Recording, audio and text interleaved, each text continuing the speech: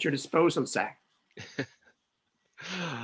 This is Greg Gilbert, host of Python's Paradise, and here we are, February 4th, and exactly 1 month ago today, I started on Zoom. And now here we are, my first interview of February, and we are celebrating the anniversary, the 10-year anniversary of Hobo with a Shotgun.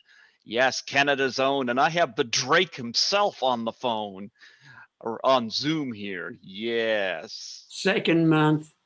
Second, man. We have Brian Downey, the Drake. How do you do, Brian? Hello, Greg. How you doing, man? You was So what's telling the me weather like where you are? This is winter. I mean, I know it's February. Yeah. Groundhog Day has passed. Do you see his shadow? Listen, he got a suntan here. He didn't just see his shadow, man. He was out. He's a basket. He's got a bikini on. He's down swimming in the lake. You know what I mean? He's definitely saw a shadow. But that doesn't make any difference because what is this now? Is this the 4th or 5th? What is this? The 4th of February, 2021. Yep. Is it 2021? Oh, anyway. Yeah. So the sun came out that day, and the sun's been out ever since. So I guess it's nature saying to the groundhog, fuck you, you know. I make the decisions, not a little rodent. Yeah. We got a little bit of snow going down here. We got snow. I'm not a big fan of winter driving. I gotta say this. I've been off the roads in the winter. And it's not fun. I was working the other night, and my supervisor calls me, and she says, "Go home. It's freezing rain out there. The roads are bad. Go That's home." worse. Yeah, freezing rain. Oh, I mean, you know, snow, you can dodge, you can make snowballs, you can throw snow back at the snow. But for freezing rain, there's nothing you can do except, you know, well, you could become a frozen statue, I suppose, if that's your gig, you know, but not much else you can do. And it coats everything. It brings wires down. Snow does not bring wires down, like you know, power wires. But freezing rain will. And the Drake will. Oh, hell yeah. We could basically call what we call sleet storms back in Newfoundland. Oh yeah, there's one time I remember I was doing a show that I was doing on CBC back in the day, and we had to shut down for like a week, 10 days, because there were so many wires that came down. They just couldn't get it all back up again in time to restore power to people. Yeah, week and a half, something like that, 2 weeks. It's a long time. And I was just telling you how much I love Toronto and how much I want to live there. And you said, no, shattering my dream. No, listen, you have to live someplace where you can breathe a lot more air than you can breathe in Toronto, and breathe it with a smiling face, you know. I'm not a big fan. I don't mind visiting large cities. I don't like especially having to live in large cities. So thank goodness, the place that I'm in right here, I can see Lake Ontario right there. As a matter of fact, if I squint my eyes, right over there, I can see the coastline of upstate New York. The Rochester is just over there on the other side of the lake. If I had binoculars, I could probably make out the outline of some very tall buildings. Well, you know, and just down the road here, Toronto, of course, being Canada's largest city, it just gets more and more dense. And if I go back up over the hill away from the lake, it gets more and more dense. So this is a nice little cove. It's like a reminder of being in Newfoundland in some ways. Well, you know, what's your fascination with Toronto? I lived here in New Brunswick, here in Fredericton, my whole life. Yeah. I'm now 48, go be 49 in July. And I never had any desire to travel. I get homesick just going to St. John or Moncton. I've gone to concerts there, and I'd be dreading you have a problem, don't you? You know you have a problem. Well, here's the funny thing.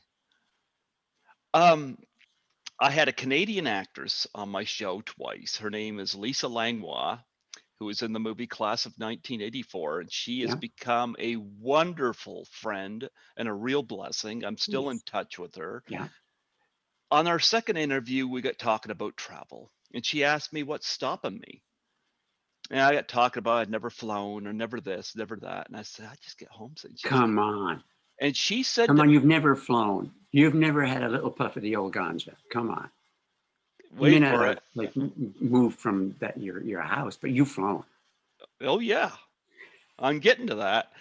Lisa invited me to assist her at Horrorama in Toronto in 2017. Yes. So I went to this horror film convention to assist her at her table.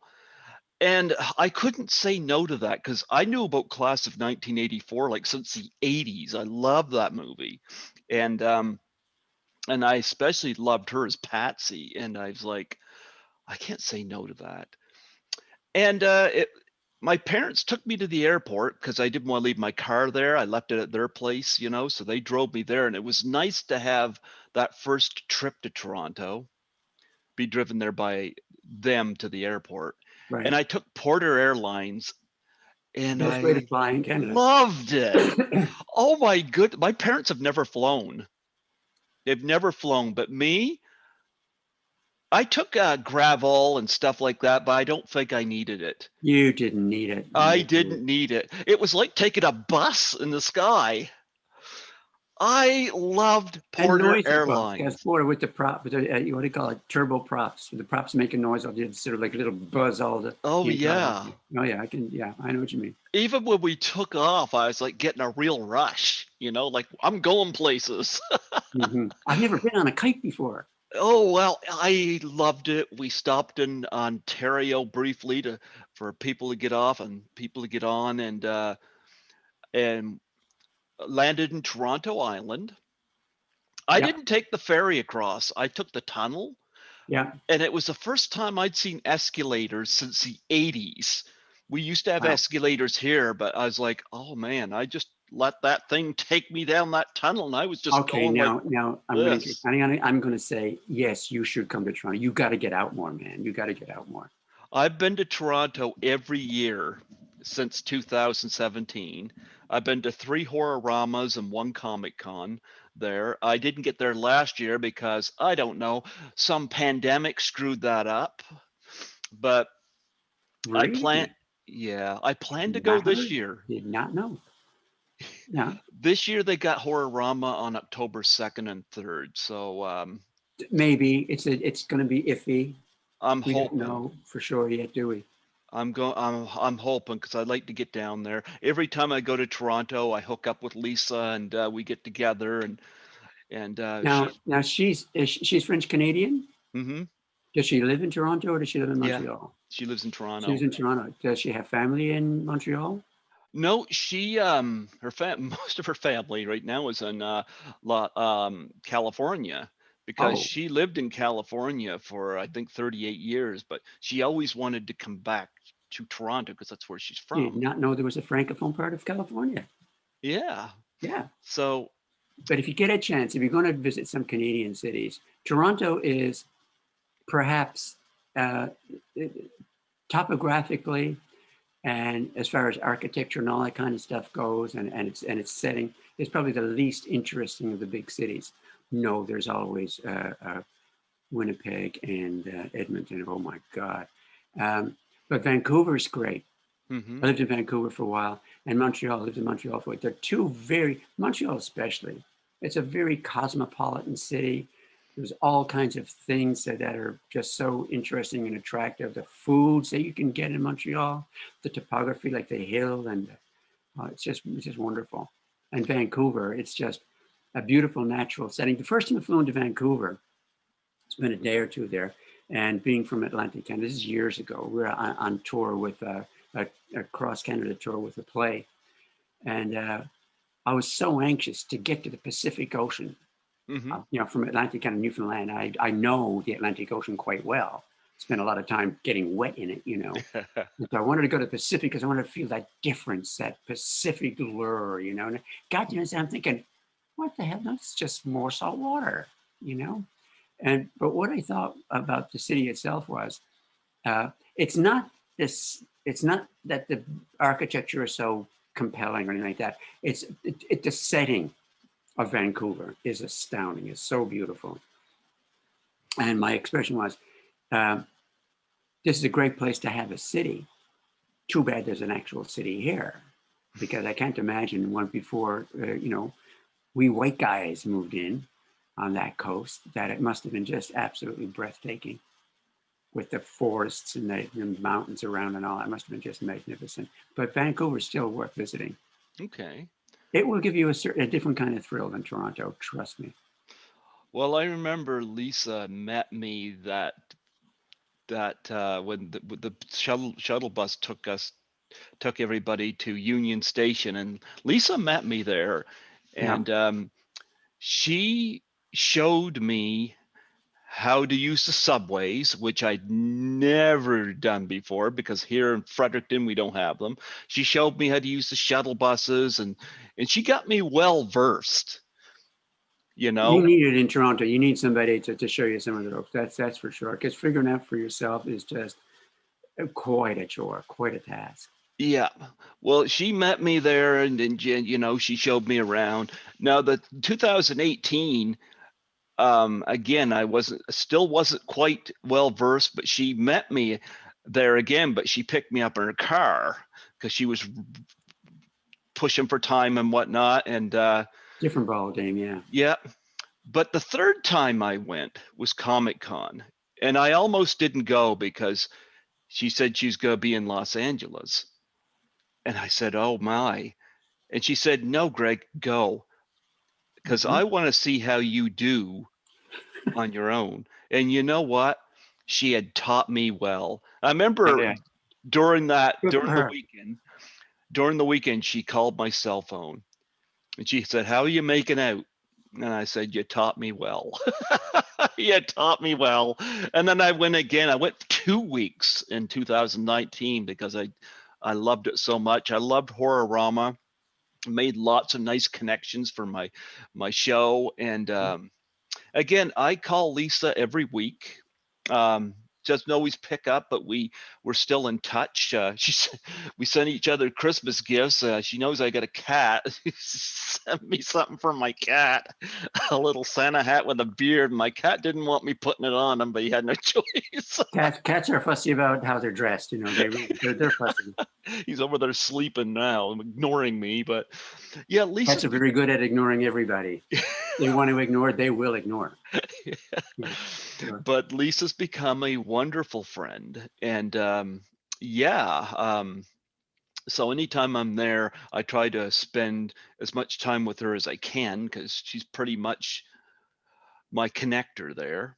Yeah. But I've met other people there as well in the entertainment industry. It's good to have like a circle of contacts for sure, friends and all that. Yeah. So Certainly. it's been great. I love the theater scene there. Lisa showed me some of the great restaurants, and I There are so many. Well, it's right now.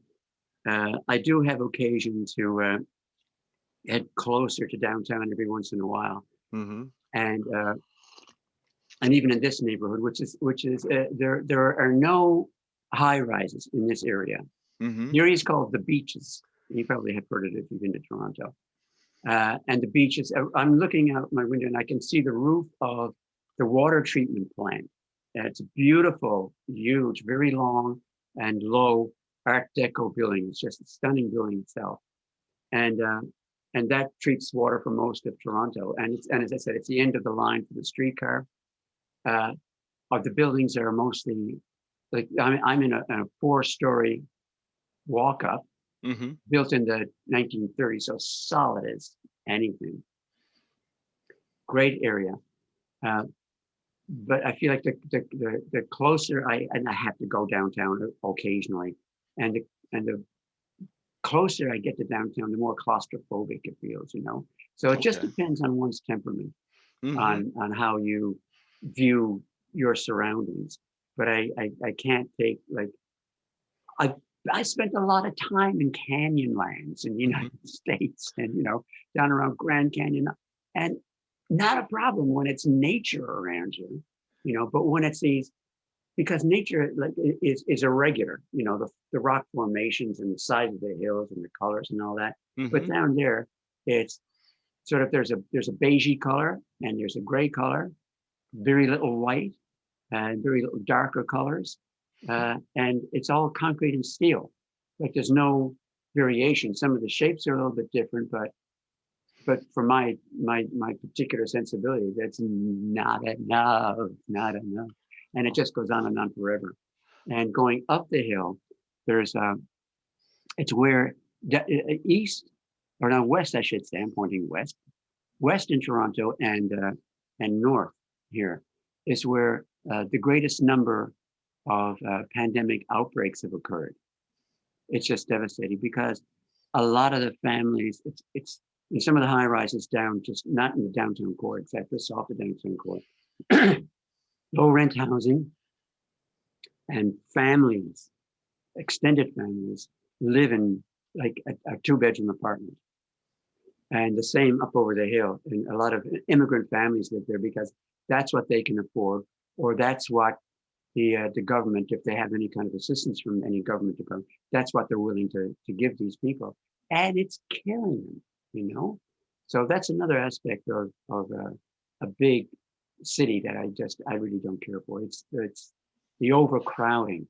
Mm-hmm. Not just the high density buildings and all. It's like what's inside those buildings is kind of heartbreaking quite often, especially for people who are unfamiliar. They come to a new country, they're in new surroundings, and they're just jammed like cattle into very small enclosures. And it's kind of it's I don't want to use the word disgusting, but at times it can be because the landlords are treating other human beings as merchandise. Yeah. The same is true of the outbreaks in all the long-term care homes here. What was his name?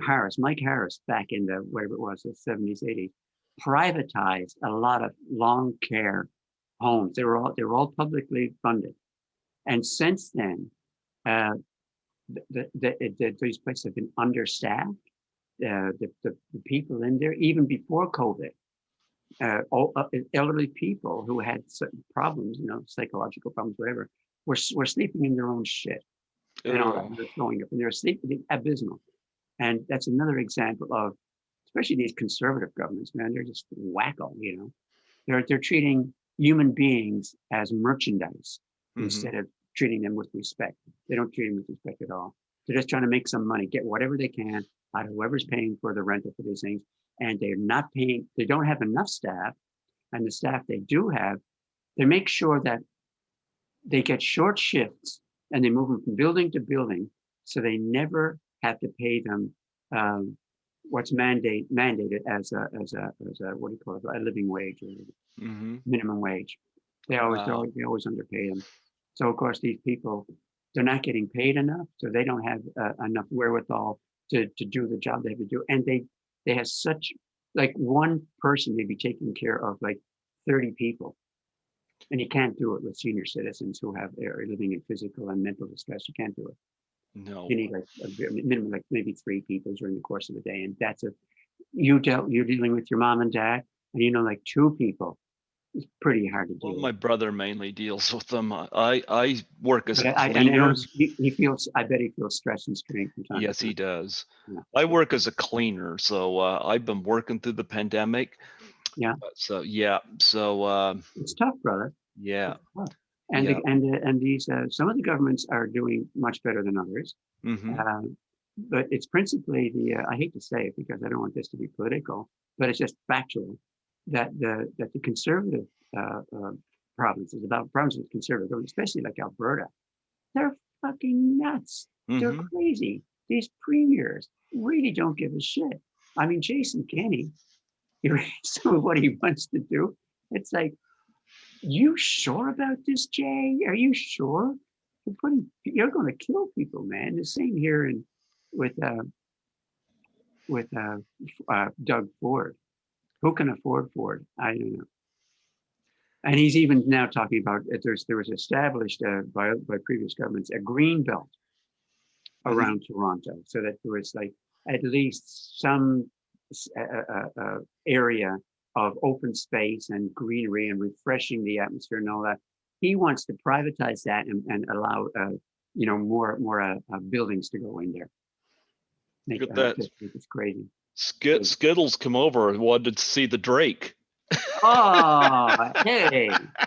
Don't get close, pussycat. The Drake will eat you. He says, "Why are you putting me on camera?" Say something, pussycat. Say something. No, cat's gone away. Camera shy. Oh yeah, he is. He knows it too. No, but yeah, I see it too. Even the way the pandemic's been handled, I saw Mayor Ford in interviews, and there was questions thrown at him where I was like, really? He Like, doesn't have the answers, or he gives a standard, political talk answers. He just blabs. He avoids questions. You yeah. ask him a question, he'll answer another question. He won't answer the question you've asked. It's terrible, and it's not necessary in a way. I Well, mean, if he was a good, honest, straightforward man with the actual welfare of all citizens on his mind, hmm he'd be doing things quite a bit differently. Well, I know there was one woman called in. She said her daughters had a question regarding why she can go to school where there's lots of kids, but can't have one friend over to her house. And Mayor Ford really was dumbfounded. I'm like, come on. Are these small businesses that are being affected while the big corporations are not? Exactly, and hmm it's like the rules. Again, I hate to say it again, but it's become patently obvious that the conservatives care about big business and they don't care about the little business or the little guy. They don't give a shit No. because it's the big business and the millionaires and billionaires and people of that ilk that fund his political campaigns. They put him in power, and he owes them. And of course, when he retires, one of those guys is going to give him a really high-paying job. Yeah. The same as what's his name, Mike Harris. He's getting lots of money from the people that, he gave benefit to, tax breaks and all that kind of stuff too. It's just anyway. Listen, let's get away from that because we're just going to break out in rashes. Yeah. Well, you say you're from Newfoundland now. Were you considered a Newfie growing up? No, I tell you, I got to point out one little correction here. Newfie can be, and I've heard it used many times in a very derogatory way. Uh-huh. So we're Newfoundlanders. Even some Newfoundlanders call themselves Newfies, and I think you don't call a Saskatchewan person a Sasky, Well, I heard a or an lot of those Auntie, jokes or a growing up, Manny. I- You don't, or Brunsy, like yeah. you. Yep. It's a diminutive thing, and because Newfoundland, when it joined Confederation in 1949, was in very bad financial shape. Uh, it and the government that took over, just what little finances Newfoundland had in the bank were decimated in very short order by Joey Smallwood and the Liberals. Uh-huh. Very short order. So it was the poorest province in the country, the lowest standard of living, and we were mocked because a lot of Newfoundlanders, what people they would make fun of. I heard it so many times. Make fun of the way we spoke. Oh, I never knows any difference. Well, you go to Newfoundland, you will notice a difference. I just remember all the jokes growing up, and Yeah, yeah, yeah, and yeah. they're all like there were impolite jokes to say the least. Newfoundland has more around the coast of Newfoundland. Newfoundland has 6,000 miles of coastline, Okay. and most of that coastline is quite indented. And it was the richest fishing grounds in the world were just off the coast, and the British were one of the major one of the countries who exploited the fisheries quite a lot. They say that the British Empire was built on the Newfoundland cod fishery because they'd catch the cod and they treat it, salt it, whatever, and they could sell it up and down up and throughout Europe and throughout other parts of the world, and it made them a lot of money. Where was this going? Oh, so because people wanted a better life, and you weren't fishermen were the humble fishermen. They were commandeered onto the boats, the fishing boats, like the Navy. They bonk on the head. You're now a sailor. Okay. You wake up and you're in the middle of the ocean. Pardon me. So in order, and the fishermen, the poor people would get off these boats and they'd see like there's lots of game around. It was a wild country, Mm-hmm. you know, all kinds of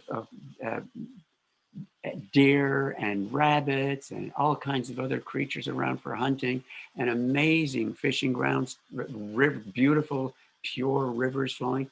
So they would jump ship. Now, the rule was that these people were not allowed to build any kind of a permanent structure. Okay. They would just not show up in the fall to get on the boat to go back to England. They just wouldn't come back. The British Admiralty in the summertime would patrol the coast. And if they saw a house anywhere on the coast, they'd burn it down. You weren't allowed to have any kind of, it wasn't until the 1800s that you were allowed to have permanent buildings. You were allowed to have a thing called a tilt. And a tilt was made of upright logs, Mm-hmm. filled mud and stuff and sod in between the logs. No windows, no floors, no chimney, one door. And you could have that. And the reason they're called tilts, because you can imagine a bunch of logs like this, and eventually, like, you know, they would move. So the house always looked a bit off kilter. And that was called a tilt. Bit of history here. Anyway. Wow. So the people would find like the deepest coves, they'd hide away so that when the Admiralty was sailing by, they wouldn't see the boats because they were down a cove and around a corner. You know, they wouldn't spot them. And 6,000 miles of coastline is a lot of coastline to patrol, so they couldn't go in everywhere. So what that did in effect, when people hit out, the accent that they came with in whatever period, like in the late 1500s, in the 1600s, in the 1700s, in the 1800s, that accent they came from, mostly from Eastern England, Western and Southern, that accent was preserved. So people had all these very, very peculiar expressions. Some of them would talk so fast. I mean, even with a Newfoundland ear, I couldn't understand some of what they were saying. There's an actor friend of mine who went around the coast. He had a Canada Council grant to do this and record accents all around the island, as many as he could, and found that there were more dialects of the English language in Newfoundland than any other place on the planet. Oh, wow. Even in England, yes, even in England, more dialects, because all these rare accents or ways of speaking expressions were preserved. There's actually a very thick, I have it over there somewhere in my bookcase, and it's called, wait a second, I'll show it to you. Sure. I love the history there. Yeah.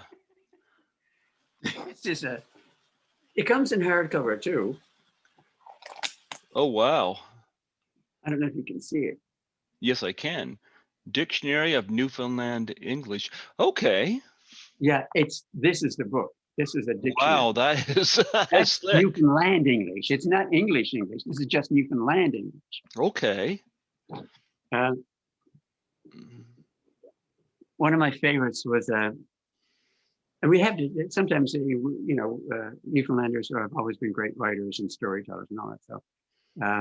I was with a theater company, and we decided to do a play. It was about a hero, a World War I hero, and one of the characters we wrote was called collective creation. So everybody had a hand in the writing, and there was a director that would decide what particular little piece fit and what particular piece had to go.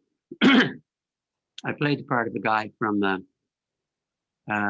Bay Roberts, which is about an hour and a half drive outside St. John's. It's not far away from St. John's. And I based the accent on a chant that you would hear at hockey games in Bay Roberts. The Bay Roberts team, Havre Grace team, playing hockey, and there'd be a chant, and it would go like this. I'm not putting. This is true. Yep. Up to Abba, down to Shaw. Come on, Bay Roberts, Gasma. Up the harbor, down the shore. Come on, Bay Roberts, score some more. Up to Abba, down to Shaw. Come on, Bay Roberts, Gasma. And that wasn't a really tough one. Anyway, So I'm going to get to next. We are going to wander away from accents for a while. Well, you know what? I'm enjoying this, and it's a nice segue. And we are going to talk about the 10th anniversary of Hobo with a Shotgun, which one of the most fun shoots. I'm actually, in preparation for your interview here, I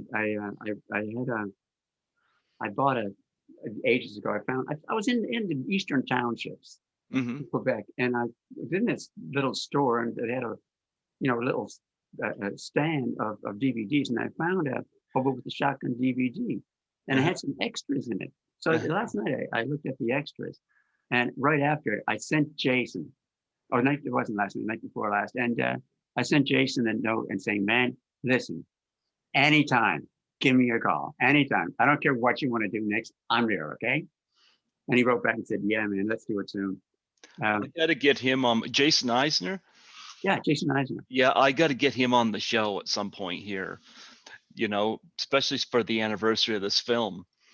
Man, I tell you, what a team. And that's, people use that word, I think, a bit too cavalierly, like their team. We got a great team assembled. I'm the boss.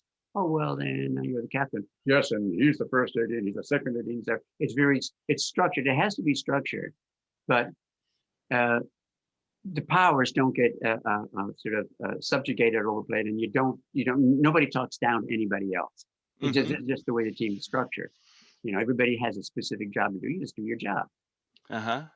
And it was exactly like that on this shoot. Exactly like that. It was a team, and I mean, that expression, the teamwork and all, it gets thrown around quite a bit. But this is the first time I can honestly say that it actually was. The writers were coming to me, listen, Brian, we're thinking about this, and they'd ask, what do you think Drake would do in this? See, they wouldn't have it all plotted out as the writers, or as a producer, even the director would say, what do you think? We want to do this. What do you think? It was all about getting input.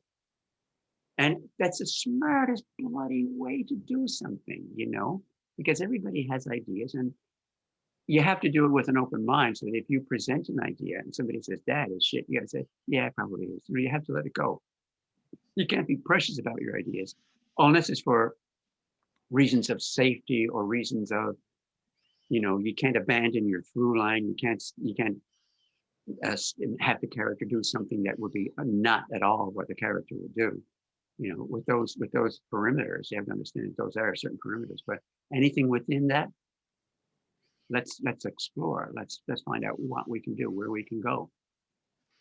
Yeah, well, you played a memorable villain, the Drake, and I tell you, you were amping it up great in that movie. I remember seeing this in the theater when it came out, and everybody in town was going to see it, because I remember it was shot in Halifax, was it right? Around Halifax. A lot of it was shot in Dartmouth. So don't tell Jason it's shot in Halifax, man. He's a Dartmouth guy. Oh, okay. Oh yeah.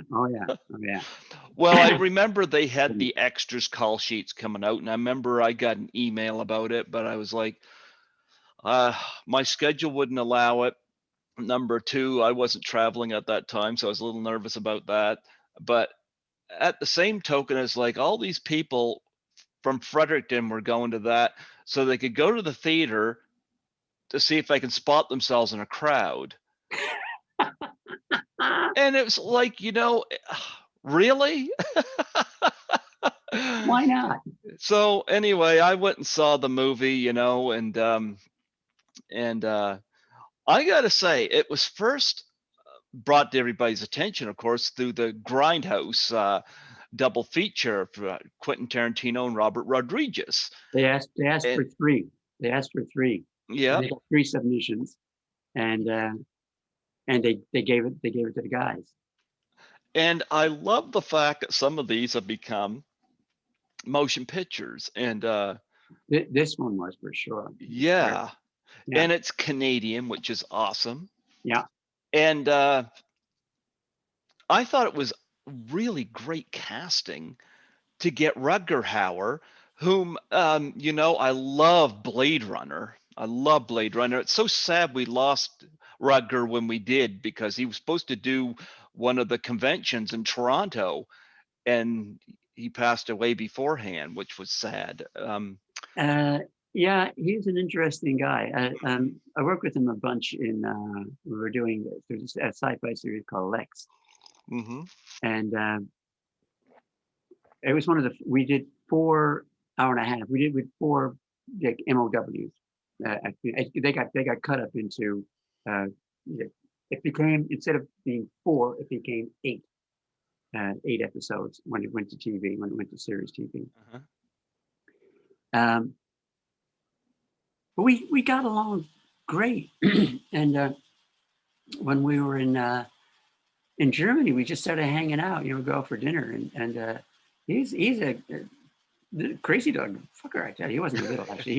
He looks like he's not that big, but he's taller than I am. Mm-hmm. He's got like 2 or 3 inches on me, and he's got about, he's got about a 1.5 foot on me in every other way. I mean, his arms are like my torso and one of his arms. He was a well-built dude, and he actually he had, I forget how many, it was like 2 or 3 trailers. What do they call them in England? Like lorries. They got 3 lorries in his backyard, Brian. And that's what he has, his exercise equipment. So he has these, like we call them transport truck, the trailers and transporting. He had his exercise equipment in 3 of these things. Mm-hmm. So he's quite strong, well built, well muscled. And he had I don't know, he had a peculiar sense of judgment and how things, should play. And he'd make suggestions, which is totally fair and all that. However, I remember one night we were in Berlin, actually, and we decided to go out and try to find some Chinese food somewhere or Thai food. So he had rented, because he was, big guy on set. Mm-hmm. He had got the company to rent him a Land Rover. And we're driving down some street in, I forget where it was. And he said, no, I can't stay around here anymore. So he drove up onto the sidewalk. Few people had to get out of the way. And made this U-turn in the street, which wasn't a very wide street. So he had to drive down the sidewalk on the other side of the street. And I'm thinking, what the fuck? It's just okay. I'm thinking, you're on the fucking sidewalk, man. No, it's not okay. It's not okay. It's not okay. And he was that kind of guy. And the same when we were shooting Hobo, actually, we were on a bit of a break, and we'd have a little chat about the old days and stuff, and some very funny conversations. But one of the things that was strange is, I remember I think it was in one of the early scenes, I'm pretty sure it had to be, and we're waiting for Rutger to show up. Hey, Lizzie. I said, well, didn't the driver pick him up already? It's getting, pretty close to call time. And he said, no, he won't take he has a bicycle. He wants to bicycle down. He wants to take a bicycle through Dartmouth to here? I wouldn't do that, and I know the streets. So 10 minutes later, he just bicycles onto the center. Where's makeup?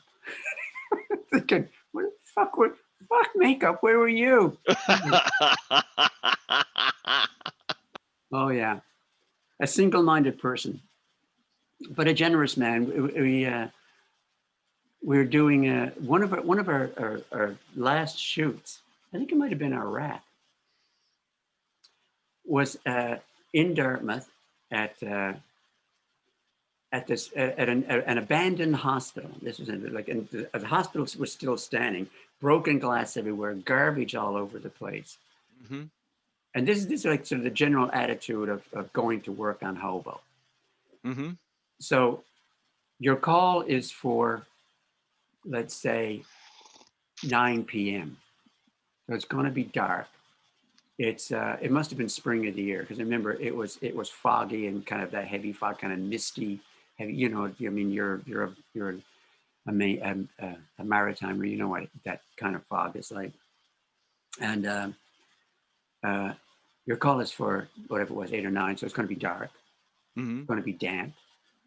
And I'm looking at the call sheet, and this is a big shootout scene, and Drake's going to have to be crawling along. You're going to, with a lot of blood during this sequence, and crawling around in the dirt through the garbage and all that kind of stuff. It's going to be disgusting, and you can't wait to get there.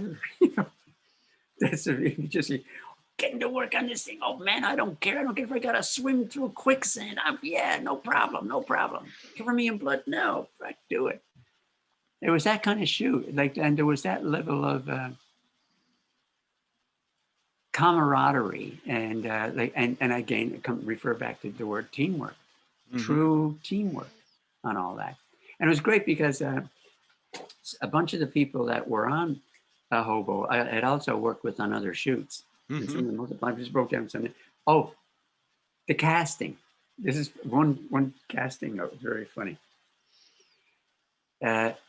Greg Smith and I were. I was playing. I was daddy. He was a son on the shoot called Whirligig. And it's about a wayward son who comes home and during the course of shooting Whirligig, and again, it was a sort of a slightly remote setting, but it was grassier. And again, it was sort of cold and all that. But anyway, we're doing the shoot. And we heard that Jason Eisner, man, he wants to shoot this thing called Hobo with a Shotgun based on this thing he won, with Rodriguez and the guys. And Greg said, I'm going to audition. You're going to audition? I said, well, I'll talk to my agent. So we both wound up auditioning for Hobo with a Shotgun. And Greg tells me, yeah, man, I got the fucking role. Yeah, it's like, good. What are you? I haven't heard a word, man. Haven't heard a word. I guess I didn't get it. And now I was living in Montreal at the time. We were shooting this Whirligig was on the outskirts of Halifax, in a rural setting. So I jump in my car, my big old Buick, man. I love that Buick. Like a 56 Buick LT1's got an engine in it. And I'm driving back to Montreal, and I'm somewhere in New Brunswick, and I pull off the road to get a bite to eat, like a little diner up the hill. And I'm there, and I pull out my phone, and I got the role of the Drake. I'm in the middle of freaking New Brunswick. You know what I mean? Like Halifax is that way, Montreal is that way. I got to be back in 2 days. I got to be, back in Halifax, for a read through. So it was a matter of driving to Montreal, changing my clothes, driving right back to Halifax to do the read through. And it was, that has never happened to me before. Like to be someplace where you shouldn't be when you know that you got a role. I think I'm not going to be able to do this. It was my first thought. I'm in the middle of New Brunswick. I'm on the road. What am I going to do? Anyway, we get off the topic. But there are lots of stories attached. And a lot of people. There was a sister team on the shoot, Sarah and Molly Dunsworth. Molly, the heroine. And Sarah, her sister, was wardrobe. And let's say Barbie Gelada, Amanda Rhodes, Preston Hudson, who's third AD, Jason Shipley, who was first AD, Zan Rossborough, who was doing sound. Zan and I worked on a shoot called The Disappeared. He was sound guy on The Disappeared. We spent 3 weeks, 4 weeks on the open Atlantic, shooting the story in 2 dories. And it was so bizarre. We could be wired once in a while. The dories would be like out in the water, and the crew would be on this raft. Literally, I'm not shitting you, on this big raft, not a big raft, because the waves would wash over the raft, so I had to be careful. Doing a sound mix, and we were out there for 3 weeks doing the shoot. And Zan, sometimes he'd have crew guys holding onto his belt when we were closer to the raft, when the dories, when the picture boats were closer, we were 6 of us in 3 in each one of these 2 boats. And it was like set in the 1950s, so there were no motors or anything like that. We're all rowing. Somebody, and he'd be leaning with his boom out as far as it would go, and he'd be like leaning at like a 45-degree angle with his boom, trying to catch the sound in the dories. So I guess this is by way of saying that the people who worked on Hobo had lots of experience in bizarre working conditions from time to time. Almost everybody, and the principal crew guys and all that. Talk about getting the mindset of playing the Drake. You know, what were your preparations for playing that role? Well, I asked him, like, you know, sort of what the first thing you do, of course, because it's your responsibility, is to ask the director what he wants, what's his idea, what does he want to see on screen of the character. And he said the guy is just completely evil. He's just lost his mind. He's in control. He's like, he makes Hitler look like a sissy, you know? Okay, yeah. He's not a good guy. And of course, if anybody out there wants to know what to do in an audition, always remember that although the people that are auditioning you are on the other side of the room, the camera is right here. So if you turn your head, it looks big. If you wink, it looks big. Anything you do looks big. So you can't go way over there. You can bring it down a lot. So my instinct was just to play the guy that's totally evil and kind of still, but really just builds his intensity, you know, just the fuck. You know, that was great. well, yeah, but it's because the camera is gonna, yeah, and you can't lie. And I don't know whatever you have to pull up in your mind, whatever you're speaking to or speaking about, and you can't say, oh, well, I remember so and so, like some other Hollywood actor, like doing something. I'll do what he did. No, don't do what he did. He did it. It's done now. He did it. You see, you don't have to do that because it's been done. Do your own. So in terms of preparation, though, sometimes it's just what your instinct brings forth at that moment, you know, when you're actually now in front of the camera. Mm-hmm. You can think about it all you want and you can give yourself sort of alternatives, but what you got to do is the boss is over there, you know, the director's over there, and he's calling the shots. You're not calling the shots. He's calling the shots. You try to give that guy, you paint the picture that guy wants to see. Okay. You know? And so you got to let go of any kind of thoughts about ego or whatever. Like, oh, can I get a bit of powder on my nose, please? No, fuck the powder on my nose. You know, they can add that in post. Come on, you know, give me a break.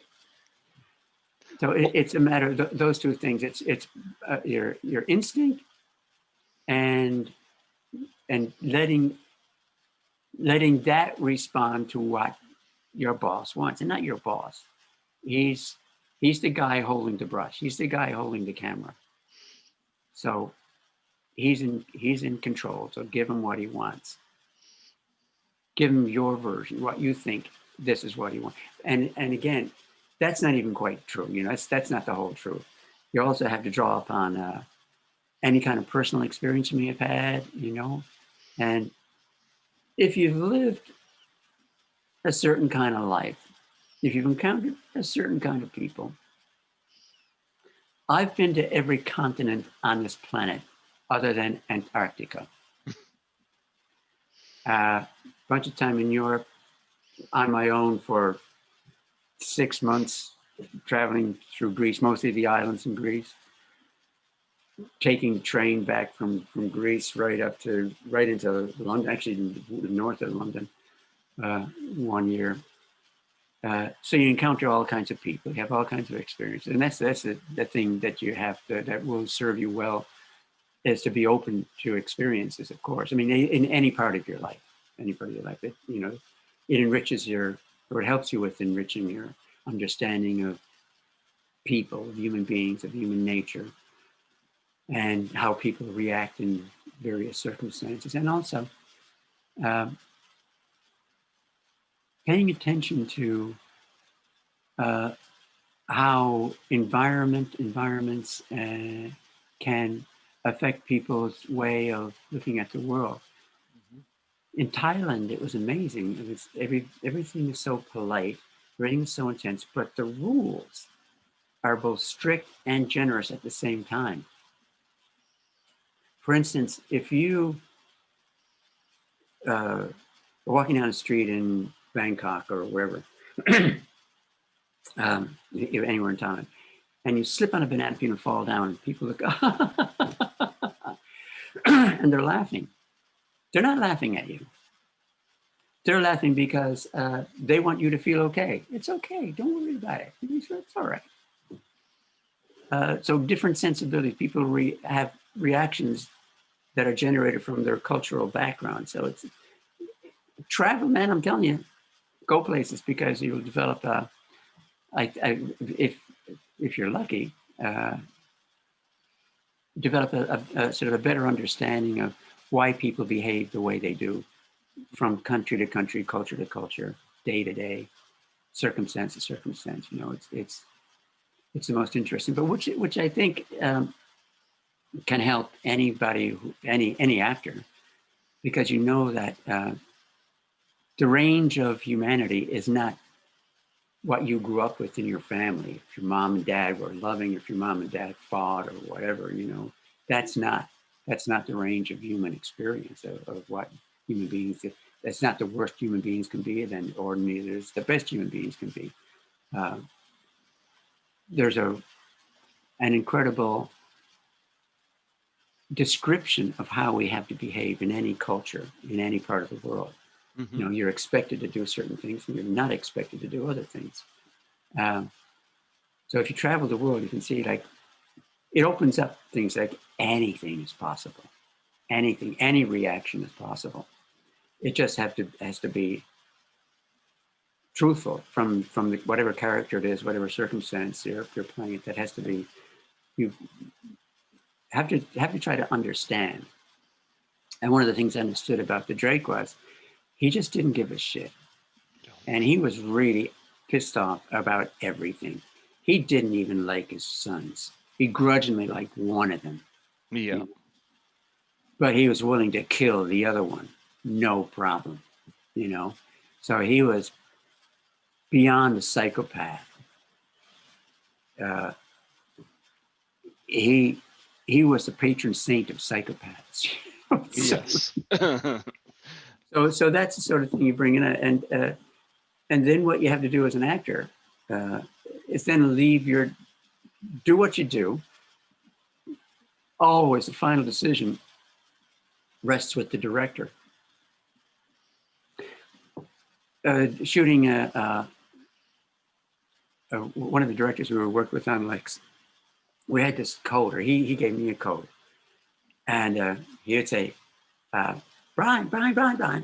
Yeah, what was it? What is it? He says, and say, oh, bring it down. Okay, no problem. Or if he went, a bit more. So because we're acting with other people, and these people are full size, but what the camera sees is not that.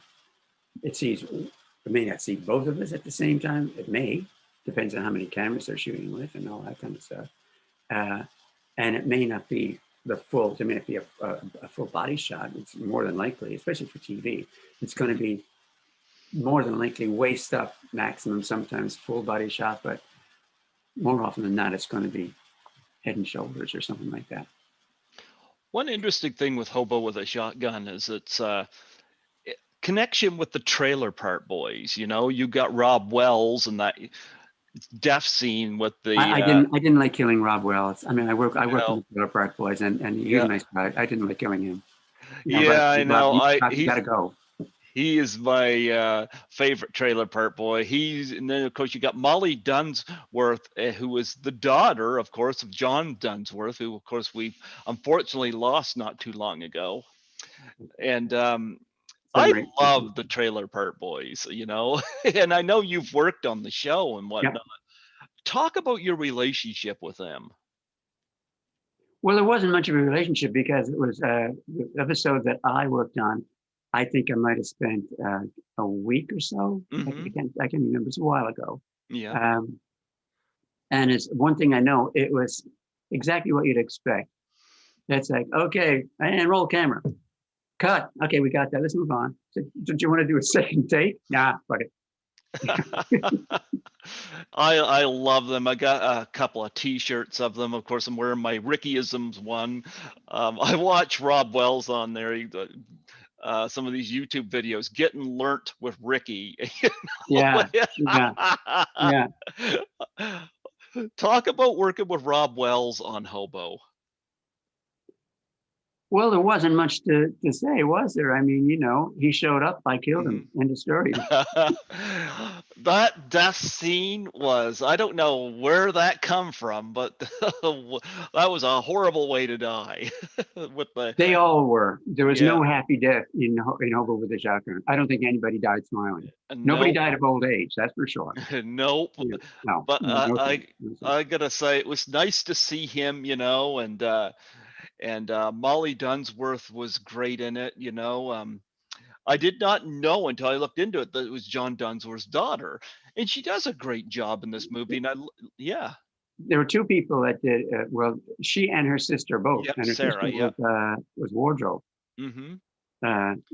Sarah, and they're both really nice people. But you would never say, having them stand side by side and you know have a chat with you. You'd never say they were sisters. But no John on the set, huh? No. Well, I loved him. Yeah. He was a good guy. Yeah. He was a very generous guy. He was always willing to help anybody do anything. And he built a great house outside Halifax. Mm-hmm. Went down there for his well, not for his wake, but just as a memorial service. Not long after he died. Just like big house. Everybody was there, and outside the house, just so many people showed up. Yeah. It was sad, but it was great to know that he was loved by so many people and cared for by so many people and had help in many ways, many different ways, so many people. Yeah. I got a question for you. Sure. And I just go completely, woo, we're not even close to on topic here. I'm just wondering how the sound is for you. Oh, your sound is great. I hear you fine. Do you? Yep. And it's the quality good.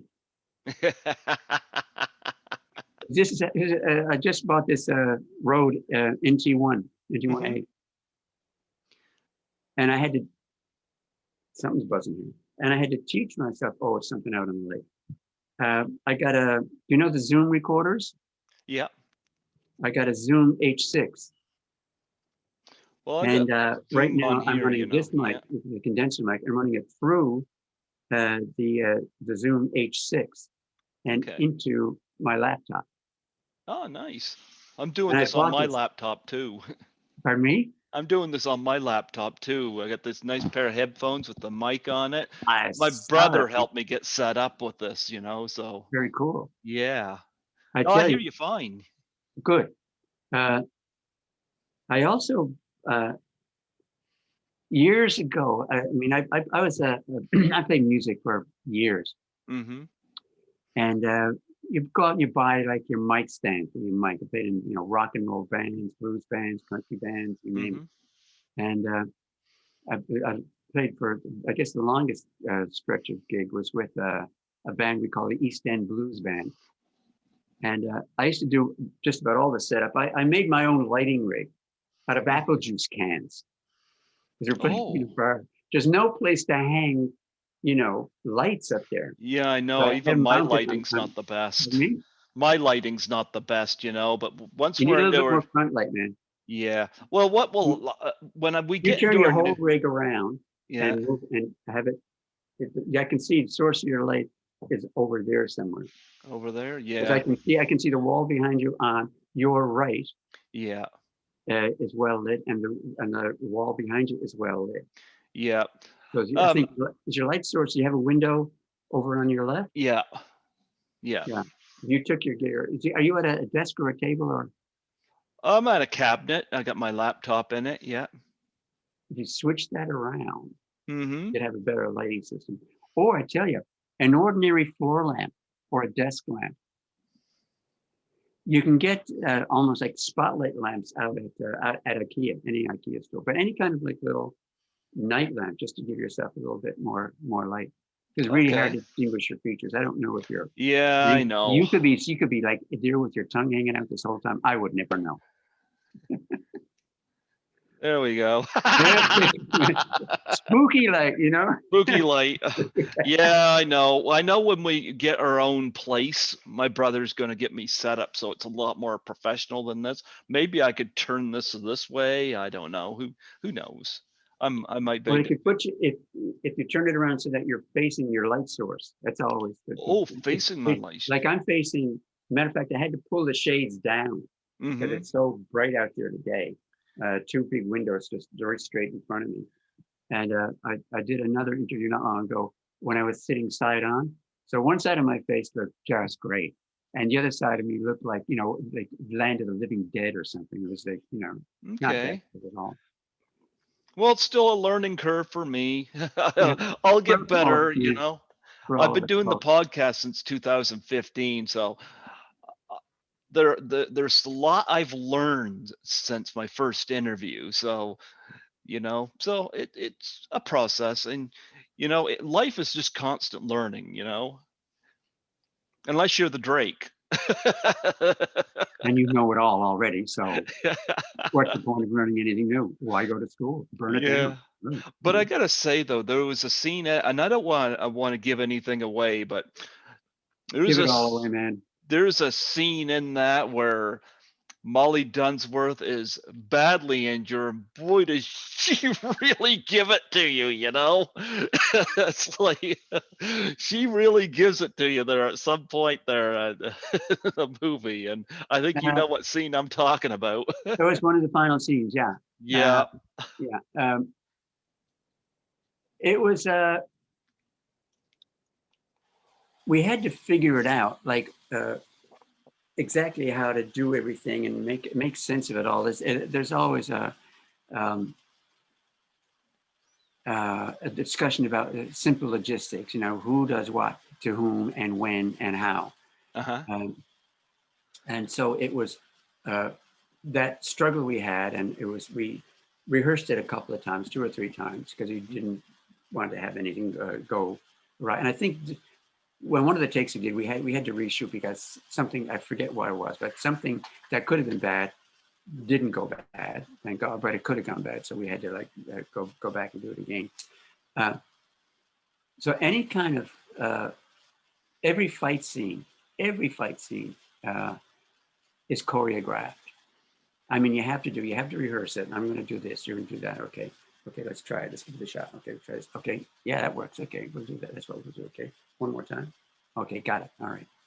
So you have to do that. So it's not like, okay, just come at me and we'll see what happens. No, you have to know what's going to happen.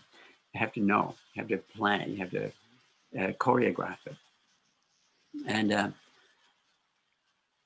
one of my well, the end of that was the end of Drake, of course. Mm-hmm. Um, uh, and the scene with Molly went fairly well, fairly quickly. Mm-hmm. I mean, the rehearsal of it, and Drake drops out of shot, and then when the hobo finally is freed, he comes after him, and Drake is crawling across all that shit. we had to figure it, see, because, you know, at some point, the crawling has to stop. We have to like flip Drake over. Drake has to turn over so that we can carry on the dialogue. So, and everything, you know what it's like on a set. You have your mark. You have to hit your mark.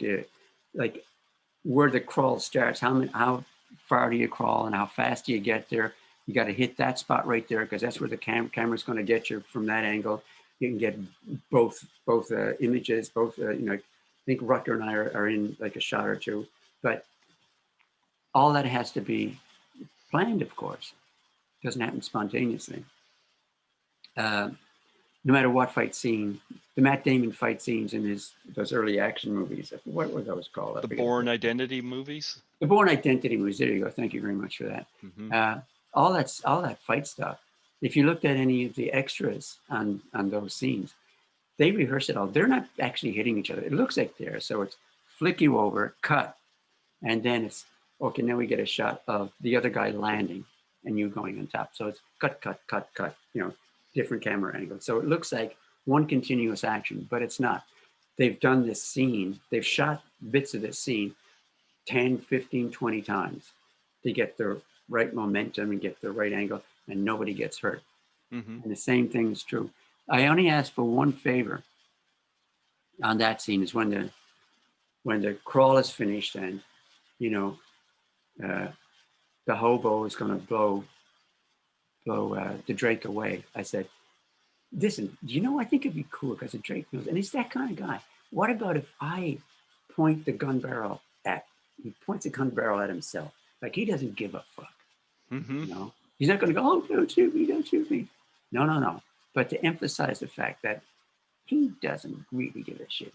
Gun barrel comes out for the fucking truth. You know, that was the only favor I ever asked for on the set. Oh, nice. Because Yeah, Greg, that and warm coffee. I wouldn't mind a cup of warm coffee. More coffee. Any warm coffee around, guys. You know, where do I go? What? Down to the coffee shop, but we got coffee here. But it was I'd say beginning to end, it was all of it was an interesting experience. Got to work with some great people, and you know, like there are some friendships that hadn't been completely cemented, were cemented, and some, like, you know, it was good to work with some of the guys again, and the crew guys. I mean, I worked with some of these guys for months doing Lex, Mm-hmm. you know. So there was this. We didn't have to worry. Hey, Jason, I know what you're doing. I know what you're doing. When Jason says, "Hey, Brian, can you?" I said, "Yeah, okay, man, cool." You know, we didn't have to spell everything out for each other. We didn't have to have a discussion about things, you know. And what that, of course, indicates is that there's respect here. We're professionals doing a job, and if we have a question, we ask it politely. And the one, and that went right through to having discussions about the actual script. We did a table read, all principals around the table,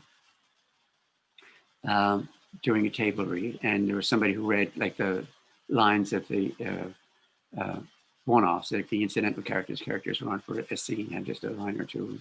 Somebody else was reading those lines. But even up until I think the last day,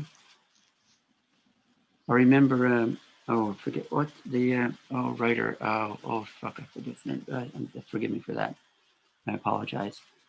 Came into my trailer, and we had to talk about like some of the dialogue, some of the scene, how it would work. Right up until then, because a good professional, a good player, a good team player, is always willing to make things better, to improve upon what you think. This is so good. This is just fantastic, perfect. can we talk about it one more time? Just to make sure we get to it. What about if, hey, hadn't thought of that. So, the wonderful thing about working with real humans Mm-hmm. is that people's minds keep refreshing ideas and keep turning them over, and sometimes the idea comes right back to its original format, and sometimes you can understand it's a little tweak. But what you always do, because you have to have respect, is talk that over. You just don't pull something out of the air. It has happened more than once on a set when you're doing a scene with somebody, and all of a sudden I'm thinking, oh, excuse me, what did you just do? Says, oh, I thought it'd be good if we said, no, because then we can't do this. It doesn't make sense of what comes before, what comes after. And there was, I'm not going to say, but there was one significant actor when we were doing Lex who would do that from time to time. Mm-hmm. But I wanted to show that I have big tits. Well, we can see you got big tits, but why did you have to sort of do this? I'm talking to you, now I'm talking to the back of your head. That doesn't even make sense. But that's not exactly what happened, but it does happen. And it usually happens with somebody who is unfamiliar with the notion of teamwork. Mm-hmm. You're not an only child. Nope. You have had to do teamwork. Yeah. So that will benefit you greatly. I know that sometimes working with, it's a funny thing. People who have grown up as an only child Mm-hmm. can sometimes, they might sometimes, from time to time, might need a little bit of coaching, a little bit of reminding that there are other people around who know what they're doing too. Maybe. Yeah. So one of the things, if there was a single thing, there's never a single thing, but if there was one underlying thing that helped lift Hobo to any kind of height, whatever height it may be perceived to have as reaching, like we're fun, was that sense of it's teamwork. We're all together. That doesn't happen very often at all. I'm not saying that. I mean, we're working on Lex. It shot what do they call it now? Like 4 seasons of Lex, 60-something hour-long episodes, and that's a lot of time on a set with a lot of people. Mm-hmm. And that was, for the most part, that had to be teamwork. And the teamwork comes from the execs upstairs in the office. It comes from the people on the floor, from the director, from the third assistant director, first assistant director. It comes from all those people. Yeah, acknowledge that it's good to work together. It's good to work together. And I think for anybody else out there right now who is doing any kind of a series, on your down day, on your down moments, if you have one, get as many people, crew guys especially, together. And like on a Friday night, whatever, like we're at the end of your shooting week, whatever night that may be, and just have a little party. Go have a beer, have a Coca-Cola, have whatever you want to have. Just sit around as just folks and just have a laugh, Great. We learned that if we did a theme night, we'd do this on Friday nights after rap. And it was called a Schnapsklapper. Okay. And a Schnapsklapper would be, the clapper loader gets the call, like, scene 3, take 3, whatever the hell, and if the numbers lined up in such a way, like scene 2, act 2, scene 2, blah, blah, blah, 2, take 2, and you say, Schnapsklapper on the art department. And that would mean that that Friday night, the art department had to buy the booze for everybody, cast and crew, everybody, We just started doing that in Germany, in Berlin, and we brought it with us to Canada. And man, I tell you, You think that people that you've worked with all bloody day long, every day of the week for like, a minimum of 12 hours. Somebody's going to be there for 13 hours. More than one day I was there for 13, 14 hours or more. But on Friday night, didn't matter. That tiredness, put it aside. You just a bunch of guys. And we had the best friggin' time. And it sort of cemented that feeling that, we're a bunch of guys. Now we have to go off on the weekend and, buy our groceries and do all that kind of stuff, get the car fixed, whatever the hell. But when we get back together on Monday, we're the Friday people again. We're together again. We're working, but we work with that same feeling of camaraderie, and you don't become lifelong friends, but you do become lifelong friends for the rest of the shoot. And there's nothing better, And what it does is it quickly brings down the egos, and there's quite often there's going to be somebody in your cast or one of the crew members who has this sort of greater than that. Well, I worked with Blahazinda. You worked with Blahazinda. Wow. Isn't he an asshole? Or was it you? What was that? I don't know. Huh? But so that kind of I am better than the rest of you attitude just quickly dissipates or it's brought down. Especially when in a group of people, if somebody who does have a bit of an ego sees other people just being regular guys, man. You're not the star of the show. You're not the head of makeup. You're not the costume designer. You're the other person holding a beer. You're a human being. You got a life. Yeah. I'm sorry to go on about that. That was great. I've always thought that things work best when you work together. Yes, they do. Yeah. And if you can help that process along, you can just do it. Don't think about it. Just do it. One thing I wanted to bring up though was going back to Hobo was Gregory Smith, and trying to think of the other act. Was it Nate Bateman who played the other son? Nick. Oh, Nick Bateman. Okay, Nick Bateman. Yeah, I love the fact that, of course, Nick was the underappreciated son, always looking for approval. Gregory Smith, I'm going to tell you the school bus scene in particular, he really tried to be as evil as his dad. Oh, yeah. Oh, Daddy liked him for that. Well, Roast kitties. What's for supper tonight, son? Roast kitties. Oh my goodness. There's so many great scenes in this movie, even the quieter scenes like where between Rutger Hauer and Molly Dunsworth, where they're talking about the bear, the symbolism there was great. And then, of course, when the hobo goes on his rampage, there's a lot of people in the audience laughing at that. It brought back, like I said, of course, it's totally grindhouse, but it really brought back that era, of 70s and 80s, and it did it beautifully. I don't know how well the film was received critically.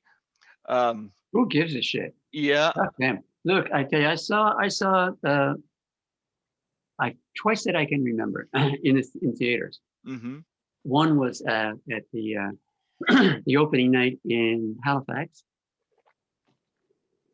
and was it Rob Cotterill came on, and he had a la Hobo. He had he was pushing a shopping cart, and the theater, I think it must have been in Halifax, it had a cross aisle.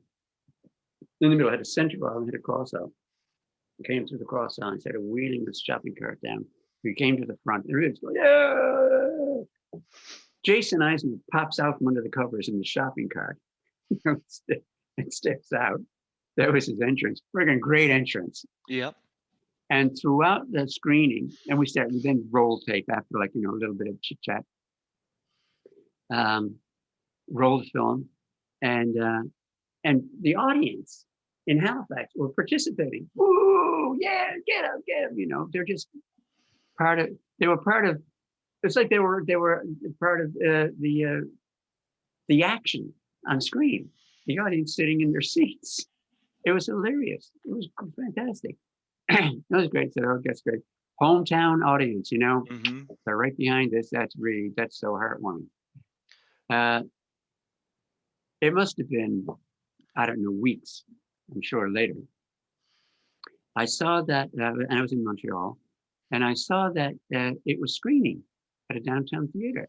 So Hmm. I thought, let's see how it works with in a larger urban setting with a a mixed francophone English audience.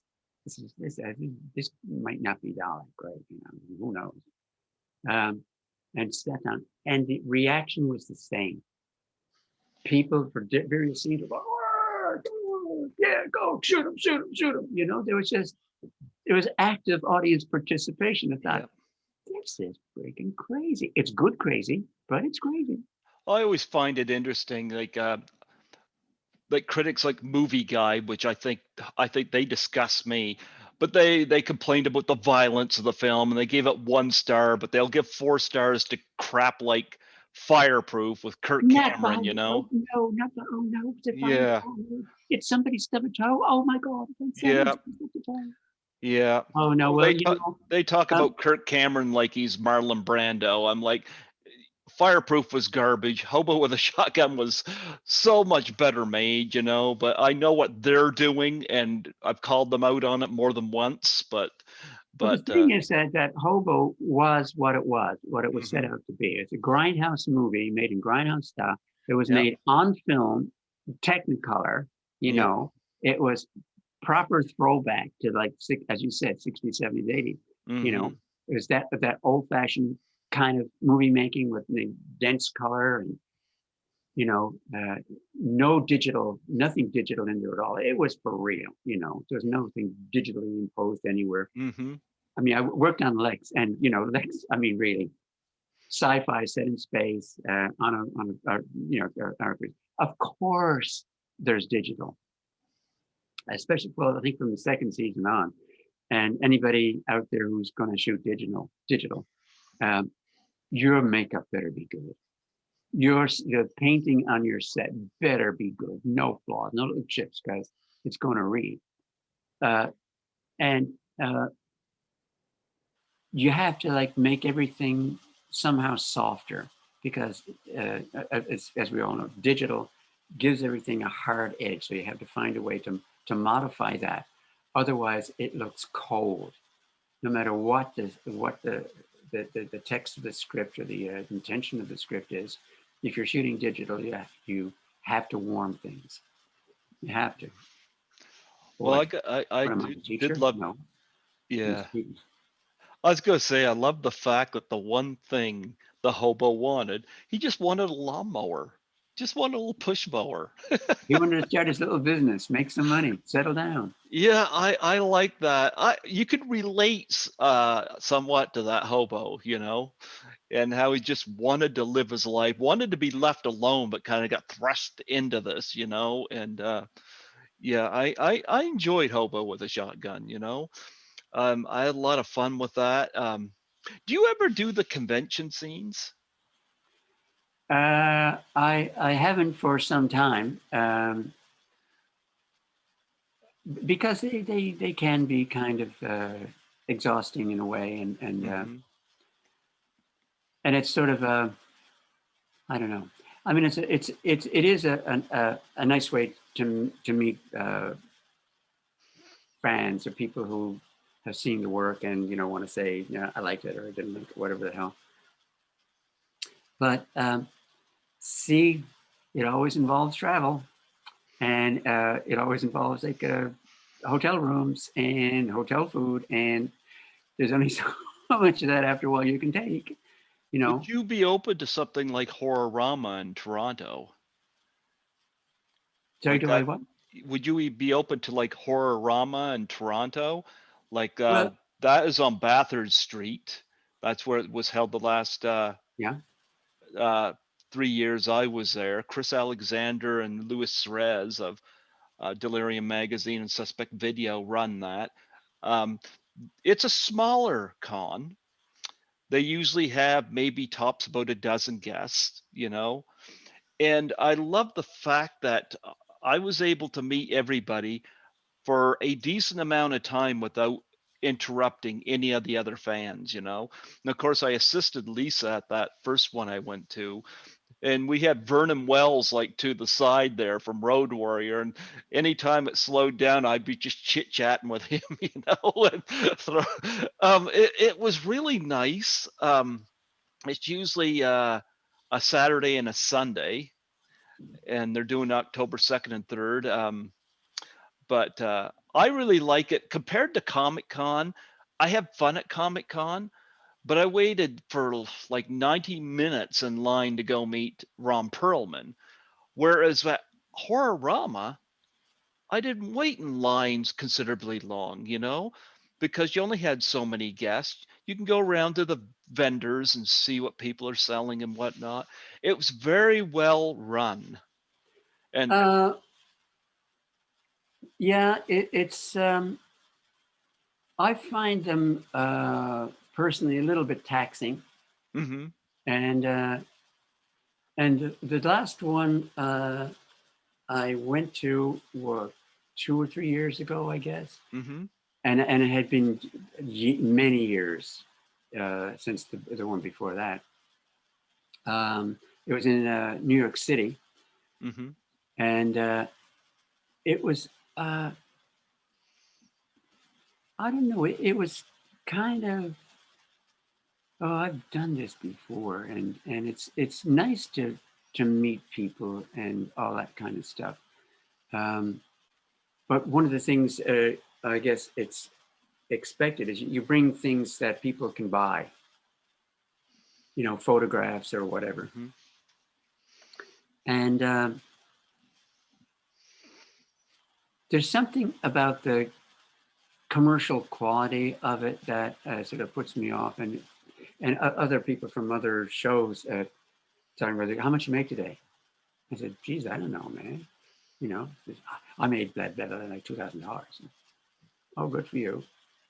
And I think a lot of people who attend those things go there for that reason. Mm-hmm. And when I would go to those things, I didn't give a sweet shit. I mean, I go there to meet the fans. Thank you very much for watching this. Well, what did you like about watching? It's kind of try to make it a mutual sort of learning experience and exchange of ideas and being able to say thank you and like Mm-hmm. a thank you back and forth, no thank you. Oh, no thank you. No thank you. Well, I got a bigger thank you than you got. No, my thank you is huge, yours is so it's, so the kind of competitiveness is what I go for, it's no, that's not true, but it's I find it a little taxing in a way. Mm-hmm. Because there's only so many hours of it's nice to hear people's stories about how they found whatever it was, that you were doing, whatever you're there for. Mm-hmm. It's nice to know in a way, but so many of the stories are very, very similar. So I could almost finish people's sentences, Yeah. after a while. Yeah. Well, I was in my dressing gown. Yeah, Mm-hmm. how'd you know that? And you were at your mother's house? Yes. Little things like that. So you realize that it's I think in some cases it's somehow it's for people to connect with not necessarily the person who played the character, but the character they played. It was very bizarre. Yeah. More than once to see somebody walking through that convention door down there dressed like the character I played, or dressed like Xenia's character or something like that, or dressed in Mike's thing. I think, like, come on. And I mean, because they'd spend hours putting these things together or having them made. I'm thinking, why don't you build a car? You know, it'd probably be easier and quicker to make a car from scratch than to make that costume. Wow. Yeah. But whatever it is that drives people to identify with these things, I don't mean to put anybody down in any way, but you wonder, like, is there something missing in their lives? Is there something that they want to um, aspire to, or to, uh, I don't know what it is. I you know, I guess it's the reason people love either superheroes or supervillains, because it's something out of your everyday experience. Hmm. I suppose it's a thing like it could be possible, and I'm thinking, well, there's a lot of things in life that are it could be possible. If Yeah. I wanted to do this, it is possible, you know. Uh, and if not, you better, you know, I can figure out why and move on. But it's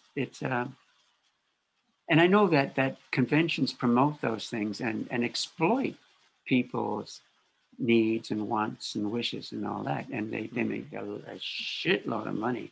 There's one in Atlanta, and there were just like freaking thousands of people. There were two buildings, and it was just insane. And these people, uh, I think we might have gotten like a per diem or something. I forget what.